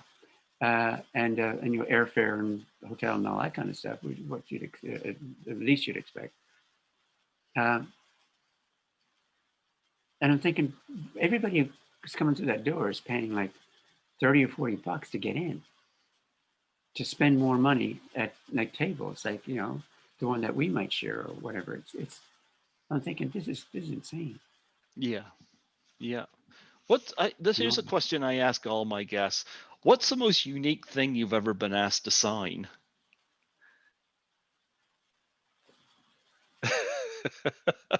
more than once or just once. Doesn't matter. uh, when did we have a break? I think it might have been. It had to be during our second season. The first season were the four MOWs, Hmm. which was written as the first, became the first season. The hour and a half was broken up into 2 half hours Yeah. of broadcast. But we started to shoot that season, the second season, and then we were asked to do a sort of a publicity jaunt, and we went to Paris and to London, and I think that might have been it. It was just Paris and London that time, and I think we went to Paris first, and we came back to London, and both experiences were very, very different each from the other. Uh, but the one in London was bizarre. They're just they speak English in England, you know, Hmm. and in France they don't speak quite as well. Um, but we were driving down one street. We were asked to come to a video store Hmm. to sign some things. We said, "Oh, this guy would sign a bunch of, you know, discs and things like that," and that's it. We were driving down the street in this cab, and we saw this line of people, and said, "Oh, there was some movie opening, maybe one of the Jason Bourne movies or something. I forget what it was, opening that weekend." And so we asked the cab driver, "Oh, what's this? What's this line about? What movie is opening here?" I said, "Oh, mate, it's not a movie. It's for you guys. You know what I mean? This is for you." He said, "Well, what?" So instead of being like a half hour out of our day, we were there for like 2 or 3 hours. But during the course of that, we made some friends and some people, because we're Canadian, Hmm. except for Xenia, but she's a nice lady. By herself and McManus, we were invited to go out for drinks with some of these people. So we said, "Fuck yeah, why yeah, go for a drink, yeah, no problem." So we did, and they said that they told us they were organizing a bunch of people to come to Halifax later in the year and just to be able to see the city where the series was being shot. Said, oh yeah, we'll get you in there, whatever, just let us know. So we come back to Halifax, we resume shooting, and at some point I go to our producer, executive producer, and I say, hey, listen, man, when we were in England, we met these people, said they were going to come to Halifax, and they wanted to, because it was shot here. Did you hear anything about that? Oh yeah, Brian, I saw it. As a matter of fact, they're coming next week. What? What are we going to do for them? Oh, don't know. Just say hello, and shake hands. And no. They're flying from Europe to come here to see us, and we're going to shake their hands or sign an autograph. That's it? No, sir. And so I called, it was Salter Street Films. So I called the executive at Salter Street and I said, listen, did we heard about this? And they're coming next week. What are we going to do for them? Oh, just sign their names. Just let them come. We're not going to do anything for them. And I said, fuck that. We're going to do something for them. So I'll arrange something. So it just so happened at that time, we had gotten into the schnapps clapper habit. Okay. So I said, we're going to invite all these people to come to the schnapps clapper. And the producers, and they're saying, even the nice guys, Andre Raphael, was saying, hey, Brian, no, listen, man, what if we go down there on the floor, and somebody slips and like, oh, what should we? Said, hey, listen, man, Raph, we've been doing this for like, a month, 2 months, and no one's even gotten a cracked fingernail. And you think somebody's going to have a tragic accident and sue the fuck out of us? I don't think so. And so I insisted. I said, no, I'm paying for it. I'm going to buy all the booze, and whatever. So we do that. And they do come, and there's not a whole lot of them. There may be a dozen or 20 or whatever. And we show them around a bit. And as we're showing them around, we show them in this one, it's an office area, not a huge office, but enough for like a sort of an executive table, maybe like 8 or 10 feet long, with chairs around it, and windows on 3 sides. And the windows all look over our big studio, Studio One. Studio One was huge. I mean, it was huge. The back wall in the studio was over 100 feet high. And that's where we put up our green screen. So at one point we had the highest green screen, the biggest green screen in North America. It was just because we painted the entire back wall green. So we take him into this thing to sit down and sign autographs, because downstairs we're drinking and there's nowhere to sit down. Everybody's standing around drinking and chatting and having a great time. It probably would have been total with cast and crew and visitors. There probably would have been 70 or 80 people, or maybe 90, maybe more. Some days our crew was over 100. We had over 100 crew members on, because there'd be the art department, the entire crew, not just the shooting crew. And they're in there, we're signing autographs. And one guy who was, I forget, he's from Germany, said, Brian, listen, I want you to sign me, okay? Sign my body. And somebody said, so like they open up their shirts, they're signing chests, and girls were exposing themselves. It's sign my tits, I don't want to hurt you. And this one guy dropped his drawers. And he buckled his belt, pulled it down, and said, sign whatever you want. And I said, well, if you wouldn't mind turning around, I'd be glad to sign something bigger than what I see on the front. So I don't think my entire name is going to fit on that one thing you have in the front. So right at the back. I'll do one Brian and Downey on each cheek. Would that be okay? So that was one of the strangest things. But we're asked to sign body parts on other occasions. There were another party a few years later when took all of everybody, instead of shooting in the studio, I took everybody to a bar down. I went to the top floor in a bar, and we had everybody come in there. Drinks were on the house, and signing again various body parts, but no undone belts. That was the one rule. Nobody drops their drawers. The first time I ever heard of this was Caroline Monroe I had on my show, and she said that she was the first one I heard tell me that somebody wanted her to sign their body part. And she said she saw the person again later and they had the name tattooed on them. I can't imagine. I really can't imagine how devoted you would have to be to have somebody's, magic marker Yeah. engraved onto your ass or wherever, Well, I interviewed Melanie Kinnaman from Friday the 13th, Part 5, A New Beginning, and she said she was not impressed, but she saw her face tattooed on somebody's backside. She said she could have done without seeing that, but yeah. Her face gets sat on like every time somebody goes to the bathroom. No. But anyway, that was probably the strangest thing, but people do bring artifacts in, sometimes, and there have been some strange things put down in front. Yeah. A lot of it's wardrobe. Sign my shirt. Well, take it off, and I usually get Blu-rays signed, Blu-rays or pictures. That's usually what I bring to get signed. Yeah. Well, I always make sure at the conventions I have been to that I always bring character photos along, and if you want an autograph, yeah. I remember that first year I went to Toronto. I arrived on a Thursday night. I met Lisa again on Friday because this was the day before the conventions. She was going to go get her headshots and all the pictures. She'd go and pick them up.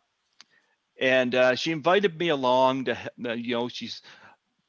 I went and helped her carry stuff, but it gave me an opportunity to see more of Toronto, Plus I get to hang out with Lisa, so it's a win-win.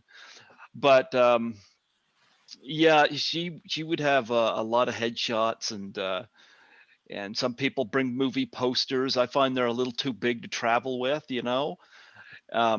But get yourself a nice cardboard container. You go to Staples when Staples reopens, of course. Yeah. And get yourself a cardboard container, and with that you can. It's safe those things are always safe to travel with. Yeah. So I usually bring Blu-rays, and get them signed. Small objects are great.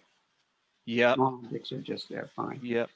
And of course, over the years I've seen a lot of that stuff, and even DVDs and tapes. There are tapes out there still. Holy shit! I've got a tape player behind me, as a matter of fact. Yep. VHS, yeah. My father and mother still have an 8-track player. Get out! Oh, yeah, they do. Man. My brother has one of those too. The 8-track, and was that the one that like you get halfway through a song and it goes? Yeah. And the song starts again. My brother, he's got this massive collection of all those early recording things and playback things. He's got them. Yeah. He's got a fortune in those things in the business, and he just likes them. Yeah. I was going to say before we close off, I did want to mention talk a little bit about your music career. I mean, you're a musician and you're a writer. Talk a little bit about this. Can you see behind me? I can. Oh, wow. Oh, look at that. You get a red one too. Yeah, that's a Les Paul. Oh, wow. So I've got this black Strat. Look at that. Yeah. I got this because it's nice to say black Strat. Yep. So it has a bit of a rhyme. And this is just a Les Paul. Beautiful. Yeah. Les Paul. Wow. And I've got this is one that just because I used to I had at one point one of my first guitars after I got on Joe Swing was a Gibson J200. If you don't know a Gibson J200, look it up. J200. Just Google Gibson J200. You'll see what it is. And this was given to me by a fan. I don't know if they. Oh, it's weird. Oh, wow. It's a little nylon string guitar that a fan in Germany sent over, because we used to go to her house every once in a while, her small apartment, and we'd sit around, and she had this hanging on the wall. They just took it down one night and started to play, and she didn't play. I don't know why she had that instrument. Let's see. Snare guitar, good guitar, stay. And I've got one more instrument that I really like. It's a hoop. Sure, yeah. It's a hoop. Oh, this is great. I used to play bass. And I had Okay. a series of basses. This one Oh, I look really at love. that. Oh, man. Wow. Isn't that just the strangest looking thing? That looks fantastic. Yeah, Wow. it's the Dan Electro. Not too many Yep. people know Dan Electro, and the guy's name is Dan. You And see, they missed an opportunity to have the Drake do a musical number. well, that depends on how you define music, man. Of course, yeah. Yeah, as a matter of fact, it was I was playing in a blues band Mm-hmm. in St. John's in Newfoundland, Mm-hmm. and we were playing on the oh my god, on the third floor. This was used to be the executive clubhouse downtown St. John's, beautiful old brick building, and because it was executive, big rooms, high ceilings. They had their own lounge on the second floor, so we used to play on the part of the second floor and on the third floor. Where it was called the band was called the East End Blues Band, and we played there like 3-4 nights a week, Mm-hmm. and it'd be jammed. You couldn't freaking move in that place when we were playing. And again, I built my own lighting system for that. We had none, operated with foot switches, so nobody had to didn't have to hire an extra guy. And what was the story? Oh yeah, well, just I guess the long and the short of it is yeah, I played in blues bands, and it was that band. We were very, very popular, and we were asked by a local theater company, Rising Tide Theater. Is it Rising Tide? No, it's the Mummers Troupe. Mummers Troupe Mm-hmm. asked us if we'd be interested in writing and performing. This would have been late 70s, or was it late, I guess late 70s, early 80s. Interested in writing and performing a show, a musical show about the socio-economic impact of an offshore oil discovery off Newfoundland, because they were drilling like crazy on the Grand Banks because, pardon me, seismologists had decided that there was a lot of oil underneath the continental shelf in the Grand Banks. Mm-hmm. So we agreed to do it, and it was a big hit, and we toured Eastern Canada. We wound up here in Toronto, for a month or so in each location, and it was well received everywhere we went. We were sold out all the time, and because of that show, then we went back to playing again. But another theater company, Rising Tide Theater, asked me if I would be interested in taking a role in a play that they were going to write. And it was the form in Newfoundland was called collective theater. Everybody sat together, came up with ideas for scenes. You know what the theme is, Mm-hmm. you know what the elements are going to be. So now we start writing scenes. So Rising Tide. So we're going to the Rising Tide meeting, and now no musicians. It's just me and a bunch of actors and the director. So these guys start talking about this. Well, I think my emotional journey will be the blah, blah, blah, blah, blah. And I think in order to convey the proper emotion for blah, blah, blah, blah, blah. I'm thinking, these guys are freaking nuts. Mm-hmm. So we take a break. And so I decided this is not for me. And the director is a woman named Donna Butt, who's very hard. She's a driven woman and tough character. And she's, you don't mess with Donna. So we take a break. We're taking a coffee break. So I go to the bathroom and I rehearse my lines. And I say, Donna, thank you very much for thinking about me, but I feel uncomfortable in this situation, and I don't think this is for me. And I think you'd be far better off finding somebody else who is actually an actor in order to do this. Okay? Mm-hmm. And I rehearsed it. So I walk out into the room, And I say, John, I have something to say. Well, we don't have fucking time for that now, Brian. Get up. I want you to do a scene like you and Zan, get up there. Go on up there. Go on. I want you to do a scene now. I said, put down this episode. And say, we don't have time, Brian. You don't see the time. Did you have enough coffee? No, go, just get up there and start working. I said, no, Dan, listen, just take a minute. We don't have a minute, Brian. We don't have, just come on, hurry up. My God, what do you want to do? I'm going to go up there and punch you out or something. Come on, go, start talking. Okay. So then this is what the scene is about. So I start doing it and muddle through it. And I actually think at the end, that wasn't that bad. It's kind of fun. And so it just went on and on from there. So I didn't get a chance to walk away.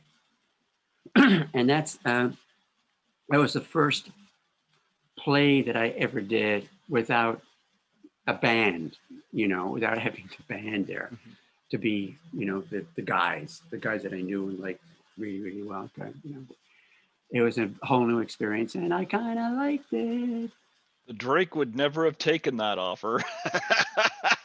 Oh, there would have been a totally different offer. Well, you know what? It's great talking to you today. I just wonder, are there any charities you want to plug on here that you're involved with? Oh, yeah, there's a great one. It's an international charity called Brian Downey United. No, I'm lying, of course. No, we all do what we can when we can. Mm-hmm. You got it. I'm suspicious of some charities, so I prefer to. Well, what I prefer to do more than anything else, if it be known, I walk along Queen Street here, and I see homeless people, and there are bins for clothing. So if I could have any clothing that I said, somebody could use this, put it to much better use than me. Not underwear. No. I need all my underwear. But, sweaters and jackets and coats and things like that. Hats, whatever. And I always put them in a plastic bag and put them in the charity bins. And I know they get cleaned and distributed. And homeless people, whenever it's safe, is these days. But even now, if somebody's looking for some change, I'll show you. It's getting kind of low right now. I always have a bag of change in my pocket. Like Rutger Hauer had whenever he encountered Greg Smith. Well, no. I take the coins out. I mean, I need the bag. I need the bag, but no, I'll and coins these days. Who gives change? I mean, you use your card or whatever, these days. Here anyway, and I much prefer to do that really because I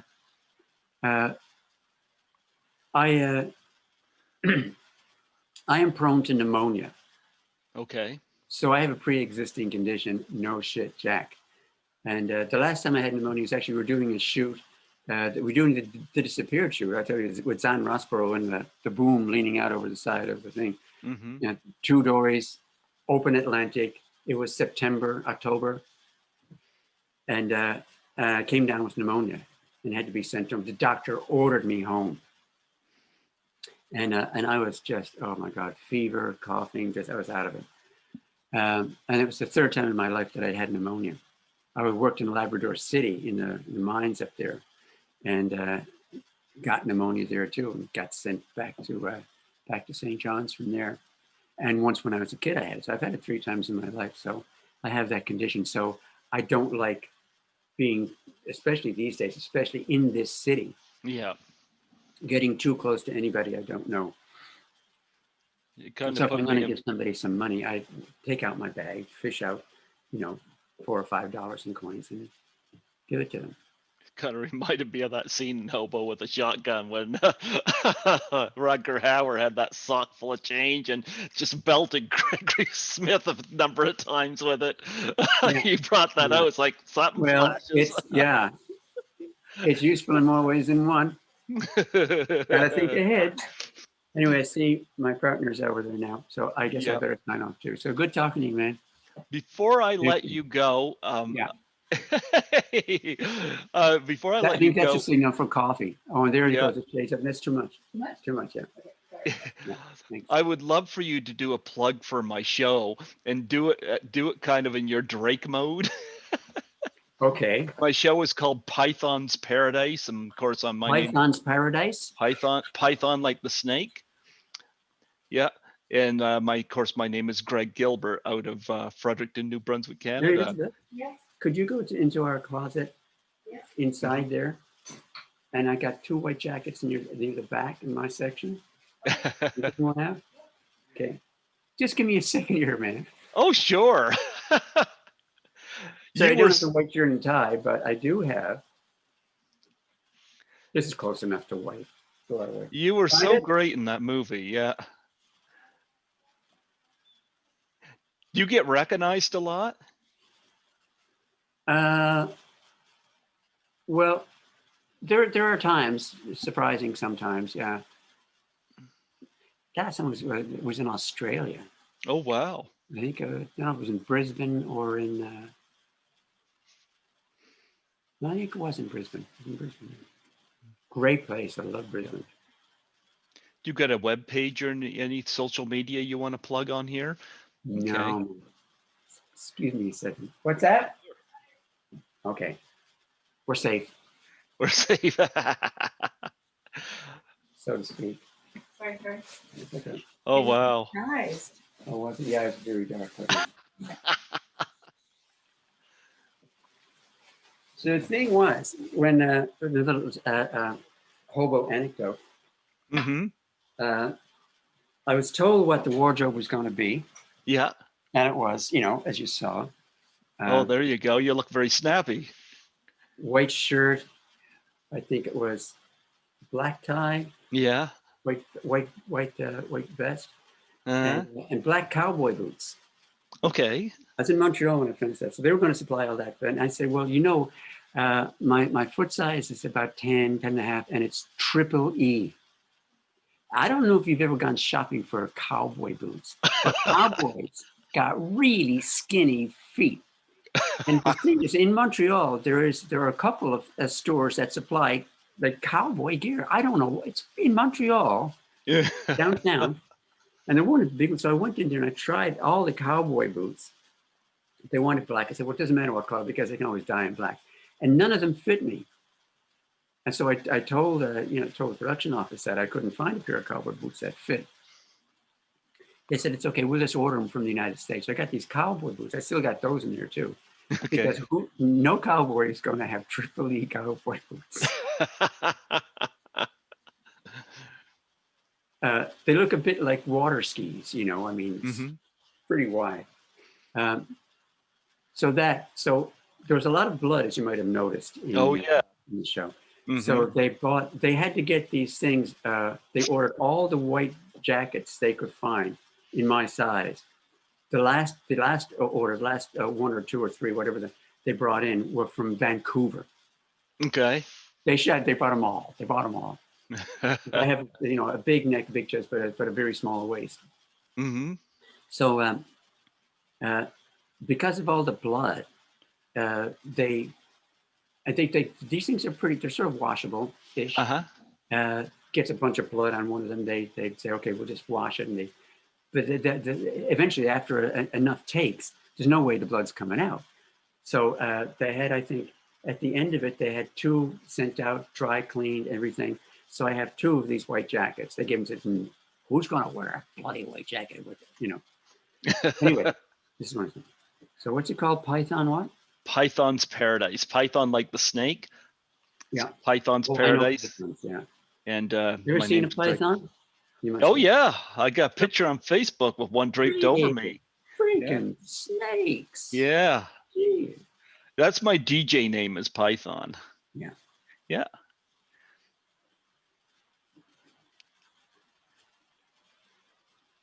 Hello. Nice to see everybody out there. You having a good time, are you? Yeah? Well, I want you to have an even better time, you mother. You watch. What is that gotta be? Python what? Python's Paradise. Take 2. With Greg Gilbert.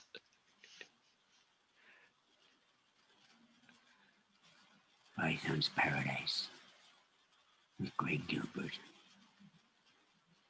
Watch it or die. I am coming for you. Look over your shoulder.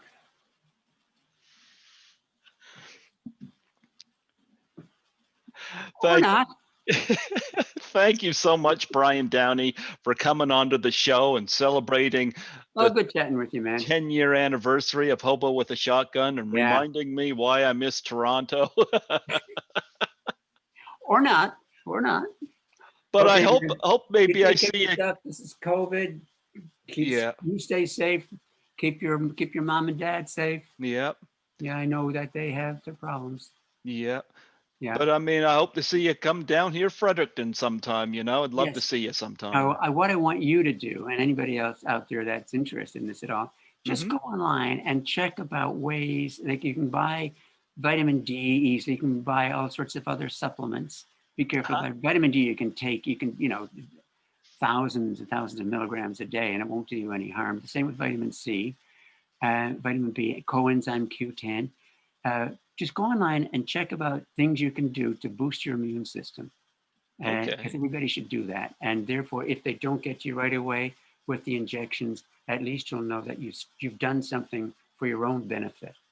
Okay. Stay Vitamin C and vitamin D supplements. Okay. Yeah. All right. D especially. Sunshine vitamin. Absolutely. Absolutely. Yeah, absolutely. Okay. Thank you so much. Love, brother. God bless you. You have yourself a wonderful, wonderful day. Take care. You too, man. You take care. Bye-bye. Bye.